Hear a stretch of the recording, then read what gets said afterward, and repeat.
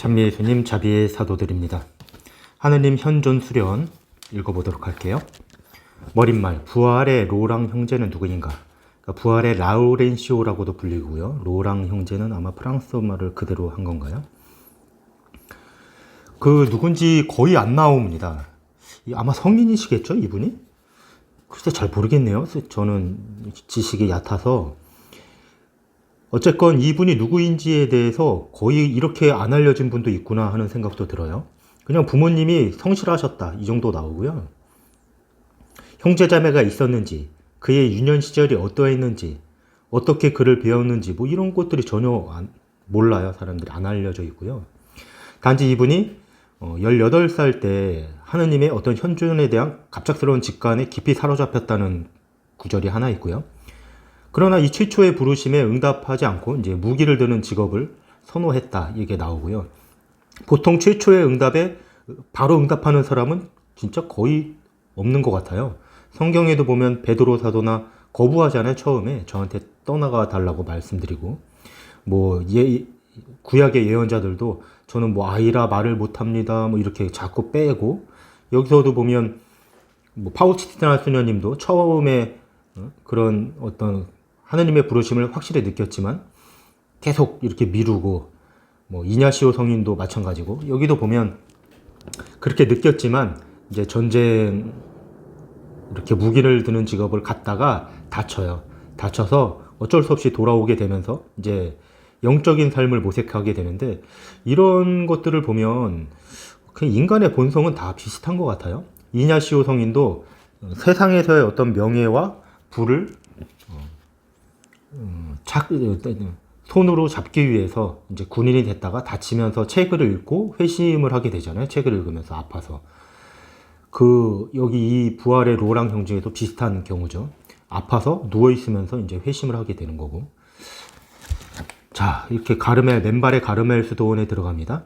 1640년대니까 대데레사 성녀하고 십자가의 요한 성녀의 어떤 성인의 영성을 이어받게 되는 거죠. 마찬가지로 어두운 밤을 겪었다고 합니다. 수년 동안 계속되었고, 파우스티나 수녀님은 6개월 동안 아주 진하게 겪은 걸로 제가 알고 있는데, 여기서는 수년 동안, 그 다음에 마지막 4년은 더 힘들었다 이렇게 나옵니다. 사람마다 틀리겠죠? 근데 느낌을 어떻게 정리하면 그 모든 것이 제멋대로 저주를 자초하는 일 같고, 나를 위한 구원은 결코 없을 것만 같은 느낌. 거의 비슷해요. 그죠? 그러니까 나의 모든 행동이 하느님을 노엽게 해드리는 것만 같고, 그럼에도 불구하고 하느님 마음에 들고 싶어하는 어떤 그런 열망은 꺼지지 않고, 그런 것들이 하느님 보시기에 전혀 합당하지도 않고 이렇게 느낀다는 거죠. 모든 피조물과 이성과 하느님조차도 나를 대적하고 오로지 믿음만이 내 편인 것처럼 보였다 이렇게 표현합니다. 짧은 표현이지만 다른 성인들의 책과 비교하면 어떤 느낌인지 우리가 예상할 수 있죠. 비슷한 느낌이에요. 하느님도 나를 대적하는 것 같은 느낌, 네가 나한테 자격이 있다고 이렇게 말하는 것과 같은 느낌인 거죠. 그러니까 하느님께서 강력하게 부르시면서 동시에 강력하게 거부하시는 것과 같은 그런 느낌이 아닌가.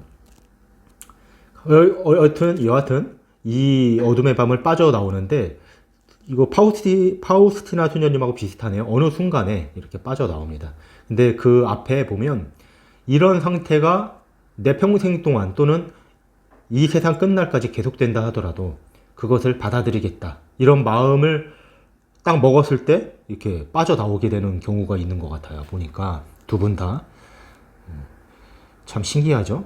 아무리 기도해도 안 되고 어떤 하느님께 전적인 순명과 어떤 동의, 그런 거 봉헌 이런 것을 했을 때 딱 한순간에 빠져나옵니다. 여기도 보면 갑자기 저는 자신이 변한 것을 발견하게 되었습니다. 표현이 비슷하죠.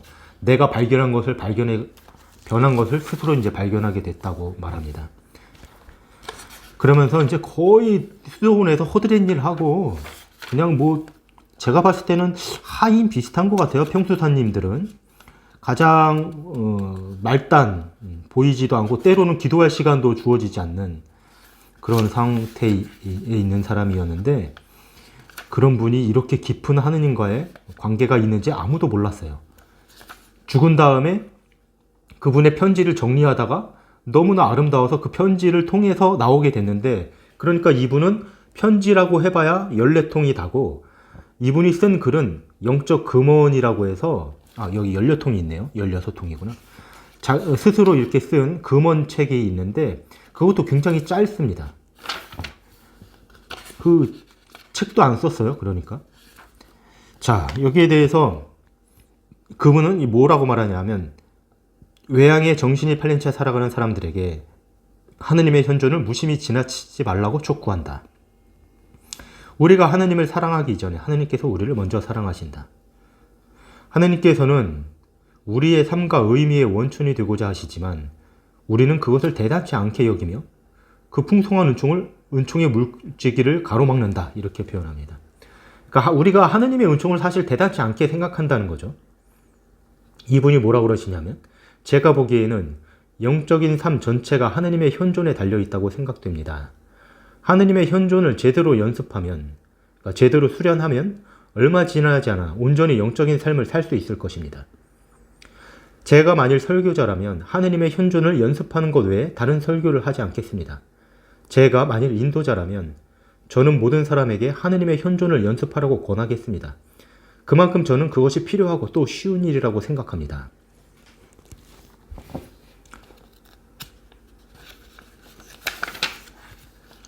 하느님을 추구하는 일은 연습을 필요로 한다. 어느 정도 필요로 한다고 해요.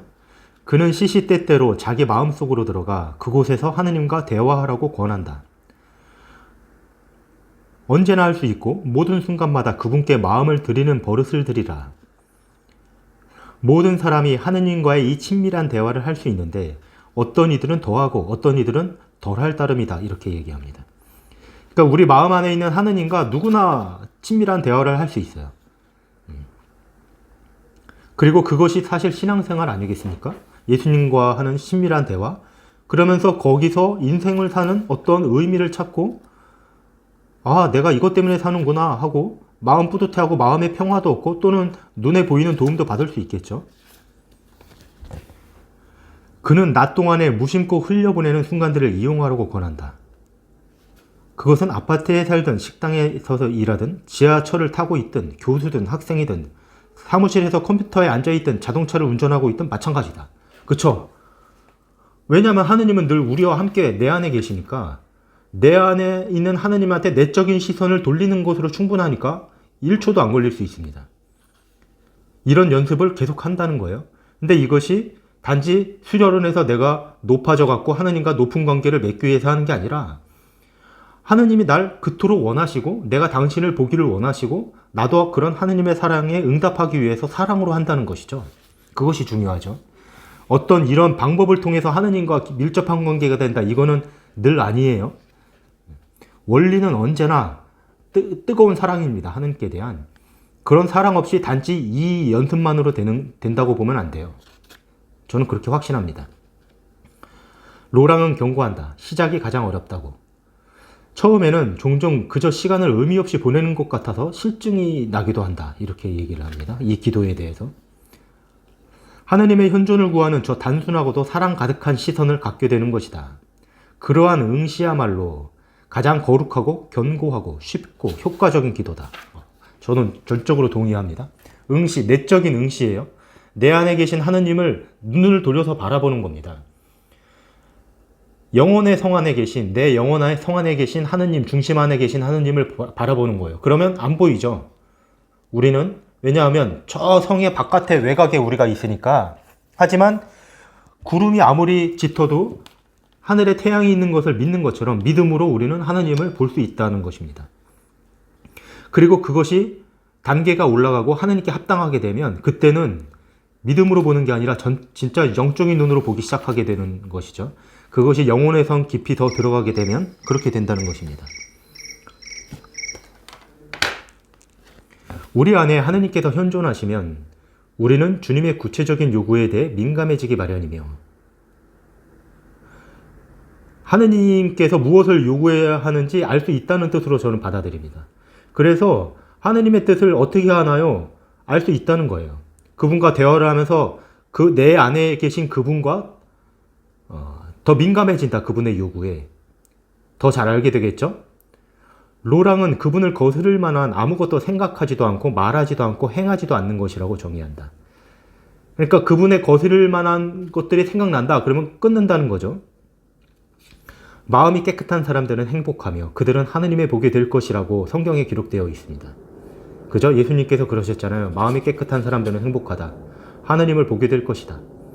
근데 저는 하느님을 그렇게 보지 않았으니까 마음이 깨끗하지 않다고 제 스스로 생각될 수 있는 거죠. 제 스스로 봤을 때.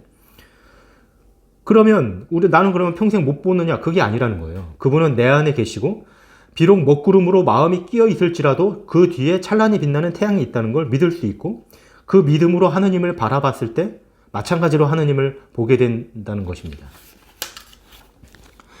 그가 죽기 전에 자기 기분을 이렇게 표현했다. 저는 나날이 더 만족합니다. 온 세상이 괴로워하는데 혹독한 참회를 치러야 할 나만 이처럼 항상 기쁨 가운데 있다니 기쁨을 억누르려고 하지만 잘 안 된다. 이렇게 표현합니다. 그러니까 하느님을 사랑하는 곳에 참 기쁨이 있어요.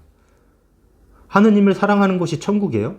이 기쁨은 매일 없어지는 게 아니라 나날이 더 증가하고 천국에 가면 나날이 더 증가되는 기쁨을 맛보는 것이죠. 온 세상이 괴로워하는데 자기만 기쁨 가운데 있다고 표현했지만 사실은 이 성인은 우리가 생각하지 못하는 그리고 이분이 말하지 않는 많은 고통이 있었을 겁니다. 반드시. 근데 그것을 기쁨으로 더 승화시켰겠죠. 기쁨으로 억누르려 하지만 잘 안 된다. 이 정도로 너무 기뻤다는 거예요. 하느님을 사랑한다는 것이 사실은 이렇게 우리 삶에 우리 삶에서부터 지금부터 천국을 누리게 하는 올바른 길입니다. 그렇죠? 이런 걸 보면. 그래서 하느님께서 하느님을 사랑하는 계명을 첫 번째 두신 이유가 당신이 뭐 사랑받고 싶어서 그것도 물론 있겠지만 그것만이 우리에게 참 행복을 가져다 주는 첫 번째 길이기 때문에 낫다고 볼 수 있는 것이죠. 그렇게 해서 지극히 작고 보잘것없는 사람의 삶도 하느님의 현존 안에서는 그처럼 충만하고 행복하고 풍요로워질 수 있음을 보여주었다. 맞는 말씀입니다. 이렇게 영성생활을, 이렇게 기도생활을 했을 때 사람들은 그 사람이 어떤 사람인지 모르고 어떻게 기도하는지 모르지만 그 사람 내적에서는 예수님과의 굉장히 친밀한 관계를 유지할 수 있는 것이죠. 그리고 이런 관계는 아주 단순한 믿음과 작은 사랑만 있으면 돼요. 의지와. 그렇기 때문에 어렵지 않죠. 하느님께 가는 길이 어려워서는 저는 올바른 길이 아니라고 생각합니다. 반드시 쉬워야죠. 누구나 할 수 있는. 그렇죠? 우리가 많이 공부해야만 갈 수 있는 건 아니니까요. 물론 저희가 책을 읽고 올바른 길을 찾기는 합니다만 이 성인이 이렇게 쉽고 올바른 길을 성인이신가요? 성인이시겠죠? 성인이라고 써줬으면 좋았을 텐데 가르쳐 주시니까 저희는 이제 기쁘게 그걸 배우면 되겠습니다. 핵심은 내 마음 안에 있는 내 영혼 안에 있는 하느님께 사랑으로 가득 찬 시선을 드리고 가끔가다 말씀을 드리고 그러는 것이죠. 여러분 복녀 미리암인가? 그분에게 했던 일화가 제가 책에서 읽은 건데 그 미리암 복녀 성인은 아니신가 봐요. 복녀에게 어느 날 예수님이 나는 원한다 이렇게 하셨다는 거예요. 그래서 그 복녀가 예수님 당신은 무엇을 원하십니까? 그랬더니 나에게서 단 15분만이라도 눈을 떼지 말아다오 이렇게 청하셨다는 것입니다. 예수님은 날 좀 봐. 나 니네를 사랑해서 이렇게 지상에 내려와서 같이 살길 원해. 날 좀 봐. 이렇게 말하고 계신 것이죠. 나는 니네와 함께 있고 하늘나라는 우리 가운데 있다고 늘 얘기하잖아요. 그 다음에 요한 성인도 우리가 이 편지를 보내는 것은 우리가 하느님과 나누는 친교에 여러분도 같이 동참시키려는 것이다 라고 표현하잖아요. 우리는 하느님과 어떻게 친교를 나누고 있는가 그 말이에요. 신앙생활을 하면서 친교는 뭐 신부 수녀의 전유물이 아니죠. 신부 수녀도 똑같아요. 그 성당에 갔을 때만 친교를 나누는 것도 말이 안 되잖아요. 하느님은 늘 내 옆에 아니 내 안에 늘 함께 계시고 그분과 언제든지 친교를 나눌 수 있다는 거예요. 대화를 할 수 있고 자주자주 최대한 그리고 말씀드리고 예수님은 그 복녀한테 하루에 15분만 나에게 눈을 떼지 말아다오라고 청한 것이죠. 제가 생각해 보니까 저도 제 안에 계신 예수님을 자주 이렇게 쳐다보려고 노력하는데 15분 따져보니까 제가 한 번 쳐다보면 1초 정도 걸릴 수 있단 말이에요. 그러면 1분이 60초니까 60번 15분이면 600번 플러스 300번 900번 쳐다본다는 거죠. 그거 많지 않습니다. 근데 저도 쳐다보다가 말고 그냥 그러긴 하는데, 중요한 것은 내 안에 계신 하느님을 자꾸 찾아뵙고 말 걸고 시도하고 응시하고 또 침묵 중에 말 걸고 서로 사랑의 눈빛을 나누는 거란 말이에요. 제가 설명을 이렇게 개떡같이 했지만 무슨 말인지 알아들으실 거예요. 그리고 그것을 신부라고 잘하는 게 아닙니다. 절대. 신자라고 못하는 게 훨씬 더 잘할 수 있고요. 하느님과 굉장히 친밀한 관계를 얻을 수 있고, 그렇게 따지면 사랑의 관계에 있어서 하느님과 가장 가까이 있는 사람이 될 수 있습니다. 그리고 그런 방법이 반드시 있어야지 맞는 것이죠. 다음에는 금원을 읽어볼게요. 오늘 금원 하려고 했는데 말하다 보니까 길어져 갖고 금원은 다음 시간에 하도록 하겠습니다.